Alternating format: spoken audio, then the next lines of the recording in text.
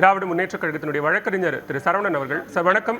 உச்சநீதிமன்றம் சிபிஐ விசாரணைக்கு உத்தரவிட்டிருக்கிறது. அதே நேரத்தில் ஓய்வு பெற்ற உச்சநீதிமன்ற நீதிபதி தலைமையிலான ஒரு குழு மேற்பார்வை செய்யும் அப்படின்ற ஒரு உத்தரவும் பிறப்பிக்கப்பட்டிருக்கிறது. எப்படி பாருங்க? ஓகே, இல்ல இது இந்த ஏற்கனவே ஸ்பெஷல் இன்வெஸ்டிகேஷன் டீம் விசாரிச்சுட்டு இருந்ததை எடுத்து சிபிஐக்கு கொடுத்துருக்காங்க. ஸோ இதுல சிபிஐ என்ன நடந்திருக்கிறது அப்படின்றதை மேற்கொண்டு விசாரிக்கும். உண்மை எப்படி இருந்தாலும் வெளியில வந்துதானே ஆக போகுது. அங்க என்ன நடந்துச்சு, எதனால் இந்த உயிரிழப்புகள் அப்படின்றதெல்லாம் minute by minute everything is recorded.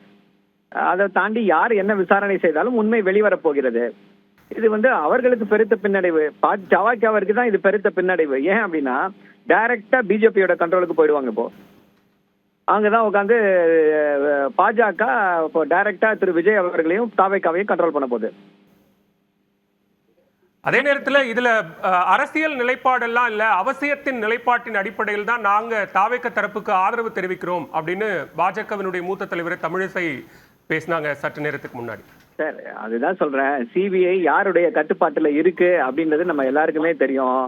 அவரை வலிந்து கூட்டணிக்கு யார் அழைத்து கொண்டிருக்கிறார்கள் என்பது எல்லோருக்கும் தெரியும். கூட்டணி பிச்சை எடுத்துக் கொண்டிருக்கிறது அதிமுகவும் பாஜகவும். இப்ப சிபிஐ யாருடைய கட்டுப்பாட்டில் இயங்கி கொண்டிருக்கிறது, எப்படி இயங்கி கொண்டிருக்கிறதுன்றதை பத்தி எல்லாம் நம்ம விரிவா பேசவே வேண்டியதில்லை. தமிழ்நாட்டு மக்கள் அனைவரும் நன்றாக அறிவார்கள். ஸோ அப்படிதான் இதை எடுத்துக்கொள்ள வேண்டுமே தவிர இதை இதுக்கு அரசியல் இது இல்லை அது இல்லைன்னு சொல்லி எல்லாம் எதையுமே எடுத்துக்கொள்ள முடியாது.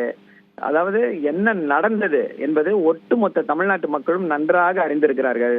இதுல வேற யாரும் இது இவர்களுக்கு வெற்றி அவர்களுக்கு வெற்றின்னு திரு விஜய் அவர்கள் தவறே செய்யல, தாவேக்காவிற்கு இதுல பொறுப்பே இல்லைன்னு சொல்லிட்டாங்களா உச்ச நீதிமன்றம்? இல்லையே. ஒரு விசாரணை அமைப்பு எடுத்துட்டு இன்னொரு விசாரணை அமைப்பு இதை விசாரிக்க வேண்டும்னு சொல்லியிருக்காங்க. பாப்போம் என்ன விசாரணையின் முடிவுல என்ன வருதுன்றத பாப்போம்.